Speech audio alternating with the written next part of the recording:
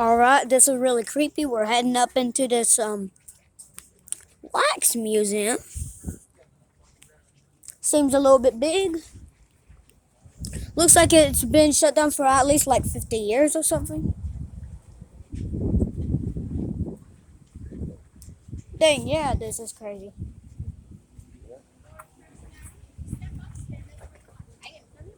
Stay with me. Stay with me. Stand down where you like. Step up. Are you folks on Ghost and Bright Adults? Wonderful. Right out that door. I'm so sorry. Come here, baby. Great. So you're gonna head right to the Old Town Trolley Welcome Center. You head right to that street, hang a left, and keep walking. You'll see the big sign. We got plenty of tickets tonight. Back to you. What the heck? Big step up. Stand anywhere you like. Doors fairly narrow. People were trying to sneak in.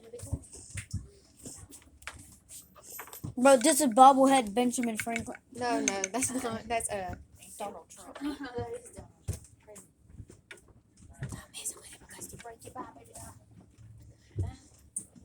last thing I want to buy is a truck. Bobblehead. Big step up. Stand anywhere you like. Doors fairly narrow. No lines in here. Fill in any space you might see. What?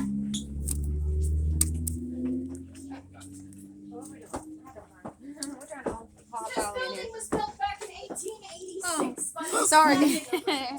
Now, Mr. Spreisinger, both of them, one of them was a mortician, and the other one was a pharmacist.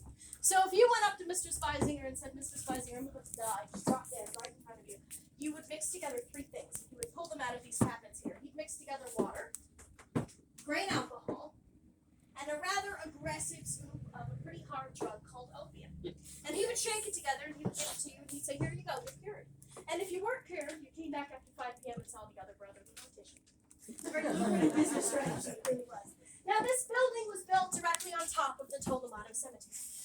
So everywhere we just were, there's a whole bunch of unmarked graves directly below your feet. Great, right? Dead people, that's where they go. Yeah. Now this place was just as haunted back then as it is right now. Now this place used to be illuminated with a bunch of these rather large glass lanterns. And the spirits hated them, quite frankly. We didn't really know why, but they used to be hanging along the top roof here. Now, you all remember that mortician's table that was in the center of Cromwell's parlor? The big table right in the middle? Now that used to be Mr. Speisinger's mortician's table, and it used to be directly underneath the feet here. Now these two indentations here belonged to that mortician's table. Now one day he was working here late one evening when this lantern in particular exploded, causing that rather large char mark directly below your head. And you know, it scared him so bad he knocked over a bottle of his formaldehyde, or his embalming fluid, leaving that inky black spot right next to your feet. It's a great spot you chose to stand, right? Real soft there too, be careful. I'm so glad. Good for you. Now that doesn't make you uncomfortable enough. We're going to go through the Wax Museum now in the dark. So as for going through, folks, just a couple things. Why the Do me a dark? favor. Do not touch anything. These figures are worth more than I am as a person, and they will scratch you if you scratch them back. So keep walking. You are free to take pictures, but I'm going to tell you now, if all you want to do is take pictures of wax figures, come back during the day. I'm just trying to save you from deleting 400 pictures of blurry Ben Franklin. Come all the way through here. Don't stare at their eyes too long. This is something I learned. It's like glance away. Just saying. I want to know why. I want to know why this entire thing is so creepy at this time. That's what it's supposed to be. Yeah, Creepy. exactly. Toy paper. Wait, you paid for it? That's the best thing there, yes.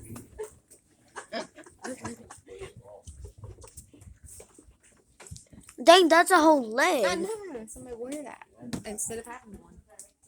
Like a. Oh, sorry, baby.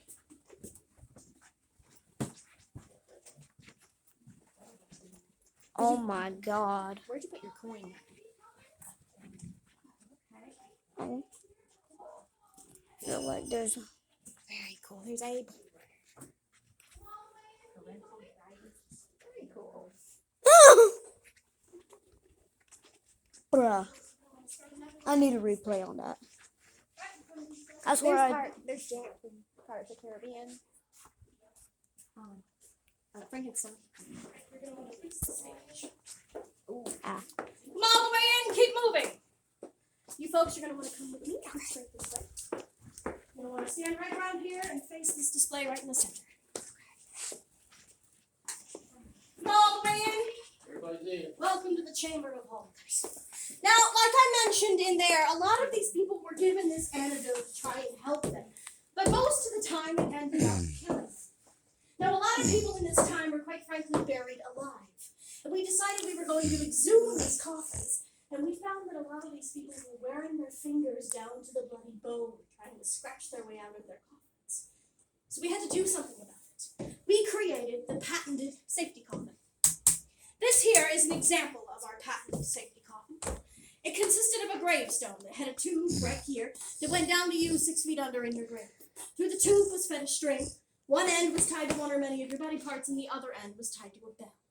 So if you woke up at 6 o'clock in the morning from your opium coma, the bell would ring, signaling that you needed to be dug out immediately. So this would cause you to be saved by the bell. That's where this term came from, not boxing, not a TV show, ghosts. Great, good for you. Right. So I have another one for you. So if you woke up at 6 o'clock in the morning and you got dug out, we didn't usually have people with shovels on standby waiting to dig people out. So we had to create an entirely new shift for this.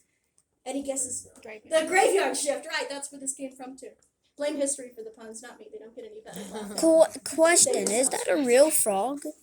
Yes, he's a cane toad. His name's Melvin. Alright, so who likes pirates? Yeah. It only feels fair to tell you about them. We're in a room full of them, right? So, St. Augustine never necessarily had a Jack Sparrow per se, but we had our own version. Yeah, we're in St. Augustine. He was an English pirate by the name of Andrew Ransom, and he was caught off the coast of Alana Beach by the Spanish governor.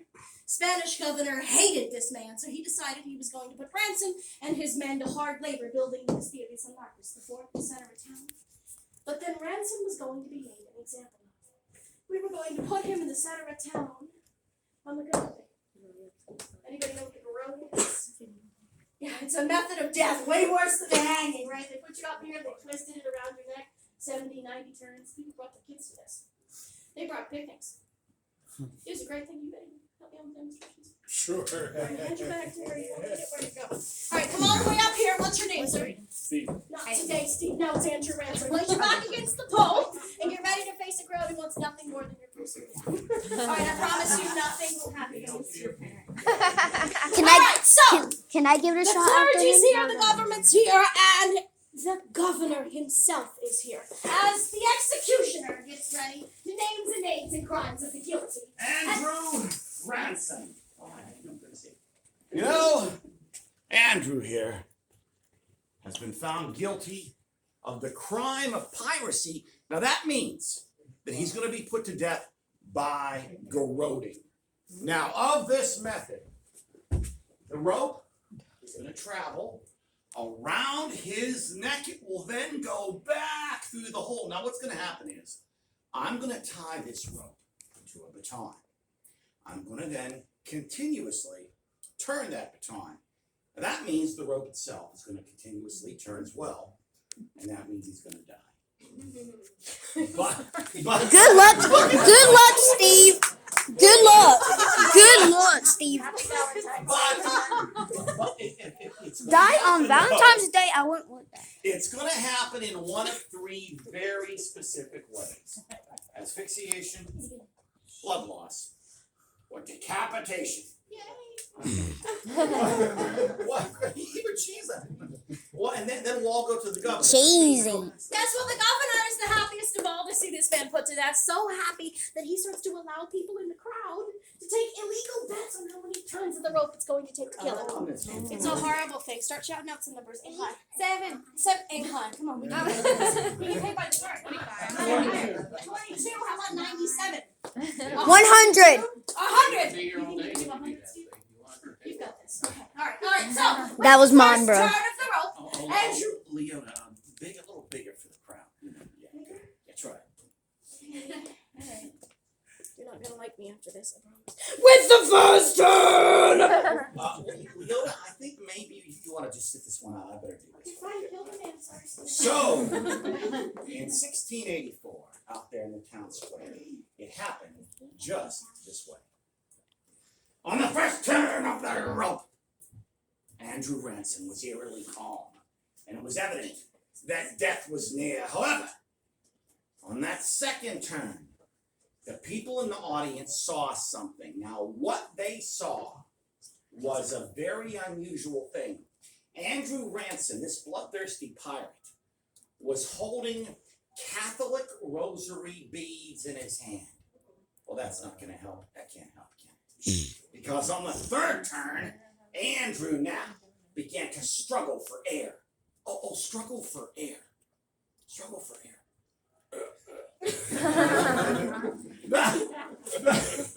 The fourth turn, the rope had dug in and blood was trickling down. But now came the fifth turn of the rope. And it was at this point, that life was ebbing away from his body. The moment of reckoning had arrived. Now indeed was the moment. Now it seemed was the time. And fate was about to rear its head in judgment. On the sixth turn! The rope broke! The rope just broke! Now let me tell you, in real life, in 1684, that rope broke. Now when that happened, there was a priest in the audience that saw that Andrew held the rosary.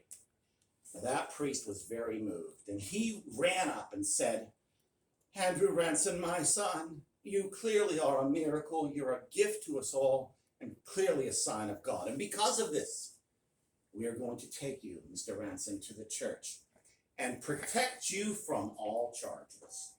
A big round of applause for Andrew Ransom. Can I give it a shot? Now, I do have to tell you something. It's important to know. Andrew Ransom the pirate, well, he did, if you will, paid his debt to St. Augustine. Because you know that big fort in town, the famous Castillo, you know? Well, you know what?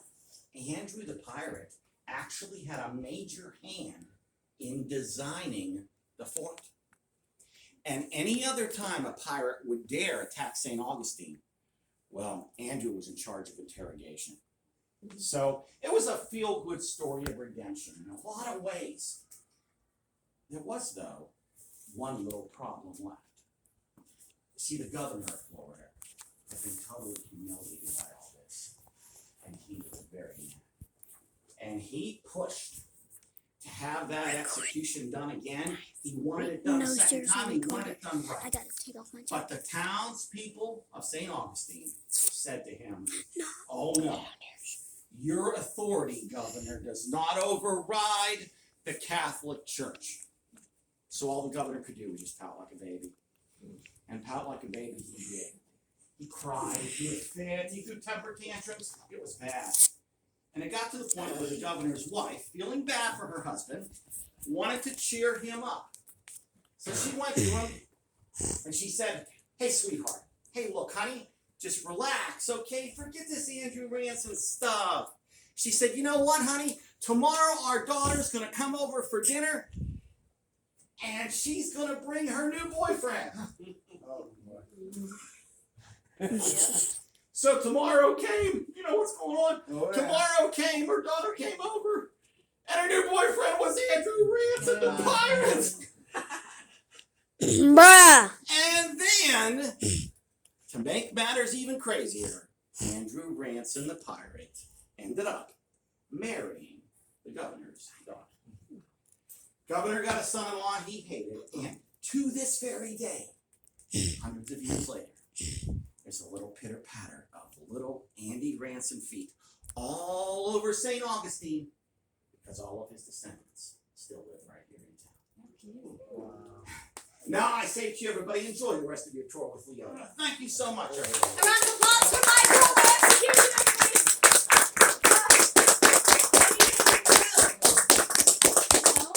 Bro, why do you have a lantern? That's no, gonna all cause a right, thing. follow me, everybody. Let's go back to the trolley and do. Keep your necks far away from him. I don't trust the nice guys. Let's go. Follow me, Michael. Roll to yourself.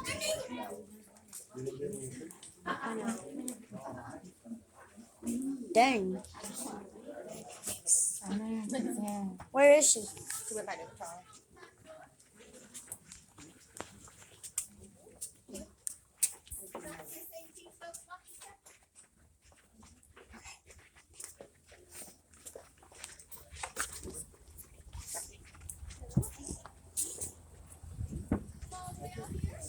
Are you kind of cold out here? You want your jacket back? No. Just filming. Huh? Just filming. Oh, it's okay. Still.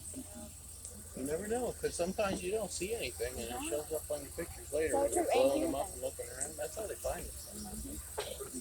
Yo, I may have to download Instagram and start posting. Yeah, Instagram. Yeah.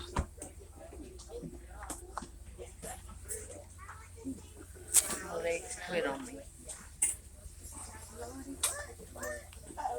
You see the one you cut back? I'm sure. Alright, we're about to see some.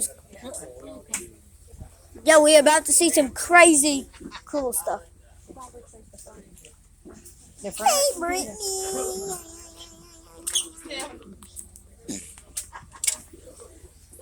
Hey, you gotta keep everything inside the vehicle. Should I change spots for you? Nervous. If you drop it, they say you're not coming back for it. I know. And you could also hit your arm. I'm not gonna drop it.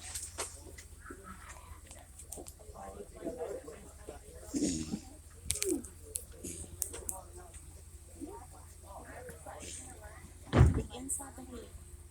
No, I'm not gonna drop it. I hope you all enjoyed your time inside the Potter's Wax Museum. If you did, feel free to come back during the day. It's about 5% less creepy because the lights are on. It's all that changes, I promise. Now, as we make our way out the parking lot here, we're going to hang around the corner and get a straight shot at a wonderful view of the front of the Tolamato Cemetery. Now, as we come around the corner here, folks, you'll notice there's a large wrought iron set of gates. Now, these gates were the opening and the exit to the Tolamato Cemetery, and directly next to it, there's a large oak tree right to the left of it. Now, this is home to our youngest permanent resident here in St. Augustine. His name is James P. Morgan. Now, James died at 5 years and 10 days old, falling out of this tree. Now, a lot of people believe that he slipped, fell, and broke his neck directly where his tombstone is, right to the left of the tree, right about 10 feet or so. Now, this tombstone is roughly about the size of your head. So it's not very big, and it's made out of granite. Now, most of the tombstones you see this evening were made out of either granite or marble. That's why both the Huguenot and our Tolamato here look so empty. I promise you they're not, but most of them in this time were made out of either wood, marble. That's exactly what I said in the microphone thing. Wood, coquina, and most of them have eroded since then.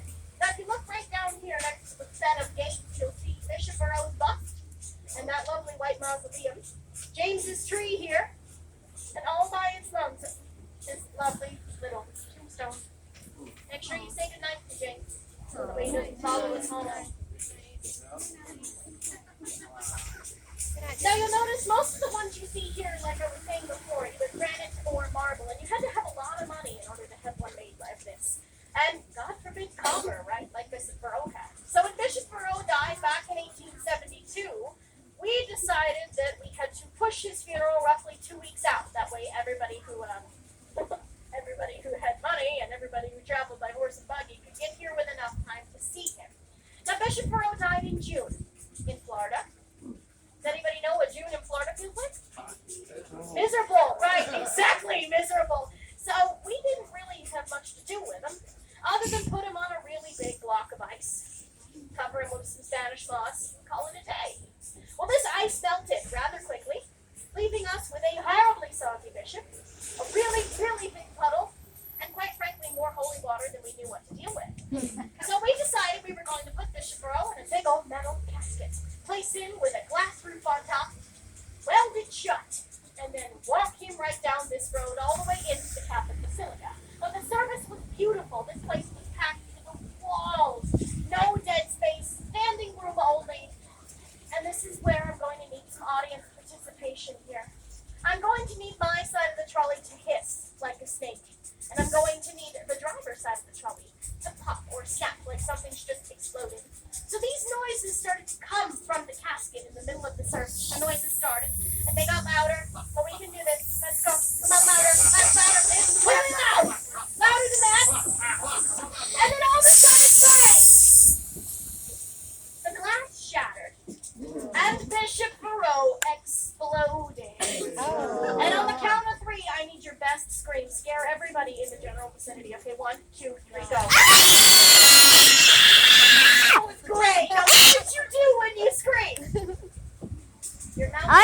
I think I was first place. Yeah. I think I was first place. Everybody got a taste of Bishop Burrow that day.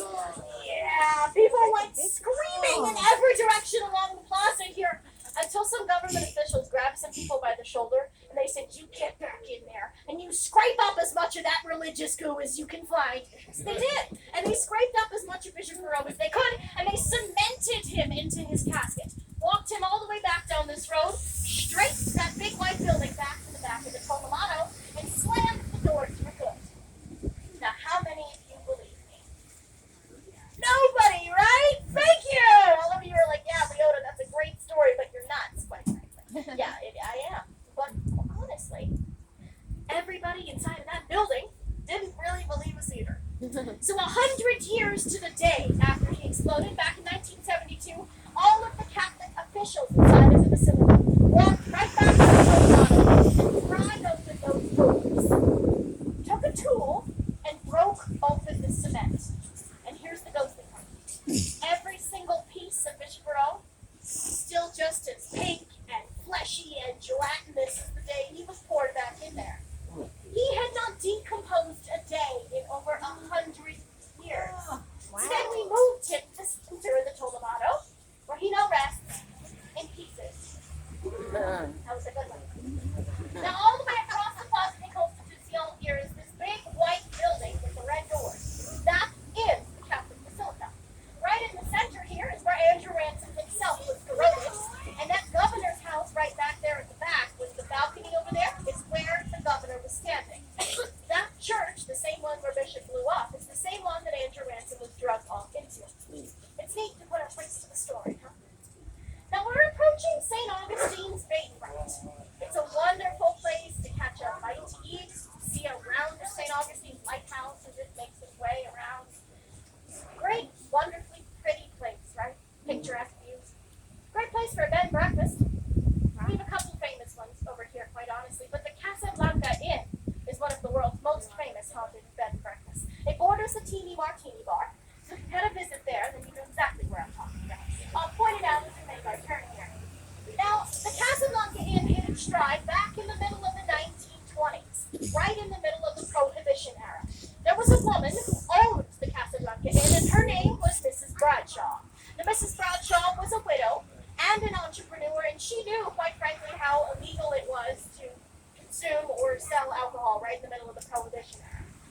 So she decided that she was going to go through her ledger one evening, and as she was going through it, she noticed that all of her business had picked up tenfold, with no reason.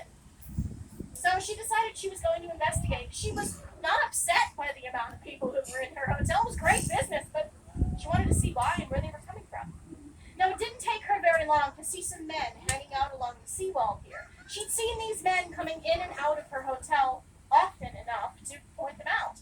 Now, she approached them and she said, "Who are you and why are you here? Are you part of bringing all my business into this hotel?"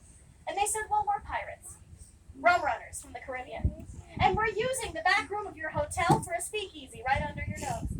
Now, I paraphrase, but that's exactly what they said. Now, Mrs. Bradshaw had a choice. Turn these men into the government for illegally putting a speakeasy in her hotel, or get a cut of the profits. And that's exactly what she did. So Mrs. Bradshaw joined forces with these men, and in order to not get caught, she decided she was going to walk up onto that top rooftop up at the top of the Casablanca and hold on to a lantern like so. This lantern was a signal to all of her pirates in the harbor here that it was okay to bring your liquor in. You're not going to get arrested by nearby government agents. Now, if they saw Mrs. Bradshaw without the lantern, they knew this meant that you're not going to get arrested, and you just might stay in the harbor, please. Everything's bad if there's no lantern. Now, right here is the Casablanca Inn, this big white building with all of the Christmas lights. Right on the top here, where there's a rather large garland, that is where Mrs. Bradshaw would wander back to that port. Now, this plan worked really well for about a year and a half.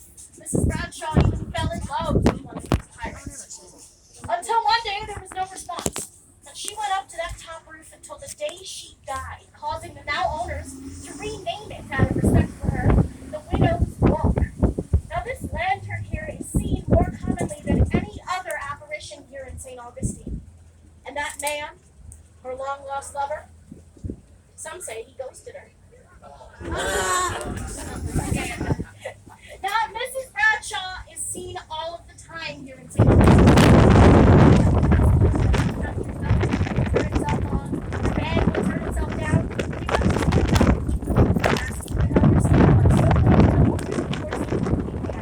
She's very loyal.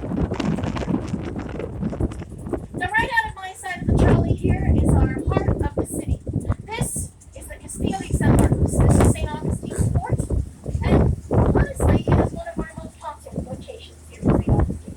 Back in the 1800s, it was known under U.S. control as Fort Marion, not the Castillo de San Marcos. And there was a man in charge of it by the name of Sergeant Tuttle. And Sergeant Tuttle told this man, I need you to move the cannon from one end to the other which was understandable, I guess. So they started to push and push this cannon, and as they're pushing, the very gun deck they were pushing on started to give way under their feet. There was a large hole that collapsed directly underneath the cannon. The cannon fell several stories and hit the ground and fell. Now they walk down the hole, sure enough, the cannon is still intact, so they still need it. So they go down the nearest staircase, and instead of that, they're met with a brick wall. The wall made of completely different material than the rest of the Castillo. So they break open a hole through this wall. And when the rubble falls, dust are hit in the face with this pungent smell. Now it's not death or decay like you assume. It was flowers. Roses. Which was honestly an even weirder smell to come out of a room that had been sealed off for decades, but I digress. They tie a rope to the cannon and they start to pull and heave, and as they're heaving, something starts to crunch under their boots. Bones. 2 complete human skeletons. Now, when this hole broke open to the wall, allow that to take us back to the second Spanish period. Back when the Castillo was owned by a man named Commandant Martin. Now, Commandant had a wife named Dolores. And Dolores loved 2 things and 2 things only, and by the way, neither one of them were her husband. Rosewater perfume and her husband's first officer. Long story short, Commandant Martin found out about their little affair, grabbed them both by the wrist, shackled them together, and drugged them to the gunpowder room, kicking and screaming. Now, nobody ever thought they would find them in this little forgotten place until Sergeant Tuttle's cannon broke open a hole in the wall and drugged them to the ground. Now, you can still go into this room today. You have to crawl to get into it. It's in the very outer edge of the Castillo. The energy just changes when you're in there, and if you're lucky, if you're in the right light, you can still see the point where Dolores and her lover were shackled, imprisoned, never to be seen or heard from again. Sounds like a horrible fate, doesn't it? Yes. But it sure does sound like a great segue to the old jail. This building was built back in 1891 by the Poly Jail Company, the people who built Alcatraz. And it's the only standing blueprint for it. Ladies and gentlemen, welcome to the old jail. Now, this building has taken hundreds of thousands of lives, and just because their bodies aren't here anymore doesn't mean that their spirits aren't. All they want is their stories told. That's why this place has been investigated by so many different people. Kindred spirits, paranormal seekers, taps, ghost hunters, they've all been here. And they all ask us the same question. How many people died here? And our response is we don't know. And we've never known. All the records we had have been long since burned, but we can take a guess. And it's not a number you're going to like. But we do know how many, at least, documented hangings we've had. We got a response from a local paranormal group in the form of an EVP, or electronic voice phenomenon, waves of static filled with spirit voices. We have this recording here for you on the trolley, if you'd like to hear it. It'll tell you exactly how many documented hangings that happened here. It'll play twice for you, and then I'll tell you what it says on the 3rd time.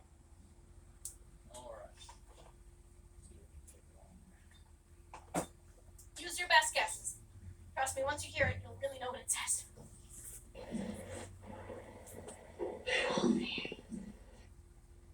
Once more, I'll tell you what it says.